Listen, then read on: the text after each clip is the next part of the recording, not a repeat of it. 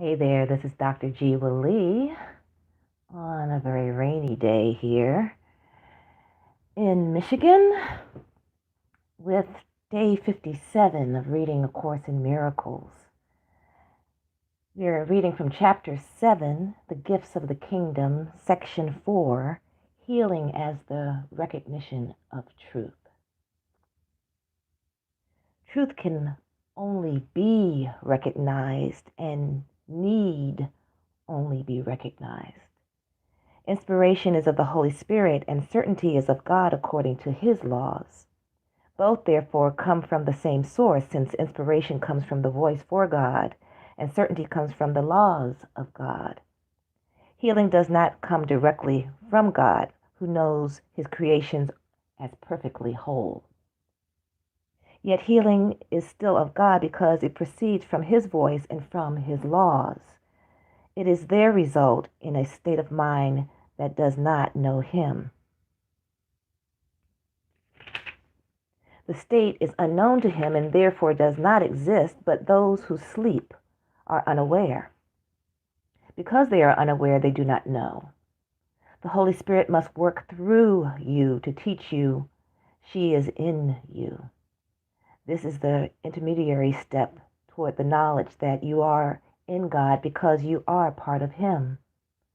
The miracles the Holy Spirit inspires can have no order of difficulty because every part of creation is of one order. This is God's will and yours. The laws of God establish this, and the Holy Spirit reminds you of it. When you heal, you're remembering the laws of God and forgetting the laws of the ego. I said before that forgetting is merely a way of remembering better. It is therefore not the opposite of remembering when it is properly perceived. Perceived improperly, it induces a perception of conflict with something else, as all incorrect perception does. Properly perceived, it can be used as a way out of conflict, as all proper perception can. The ego does not want to teach everyone all it has learned because that would defeat its purpose. Therefore, it does not really learn at all. The Holy Spirit teaches you to use what the ego has made, to teach the opposite of what the ego has learned. The kind of learning is as irrelevant as is the particular ability that was applied to the learning. All you need do is make the effort to learn, for the Holy Spirit has a unified goal for the effort. If different abilities are applied long enough to one goal, the abilities themselves become unified. This is because they are channelized in one direction or in one way. Ultimately, then, they all contribute to one result, and by doing so, their similarity, rather than their differences, is emphasized. All abilities should therefore be given over to the Holy Spirit, who understands how to use them properly. She uses them only for healing because she knows you only as whole. By healing, you learn of wholeness, and by learning of wholeness, you learn to remember God. You have forgotten Him. But the Holy Spirit understands that your forgetting must be translated into a way of remembering. The ego's goal is as unified as the Holy Spirit's, and it is because of this that their goals can never be reconciled in any way or to any extent. The ego always seeks to divide and separate. The Holy Spirit always seeks to unify and heal. As you heal,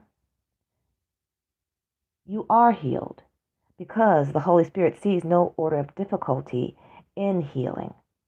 Healing is the way to undo the belief in differences being the only way of perceiving the sonship as one.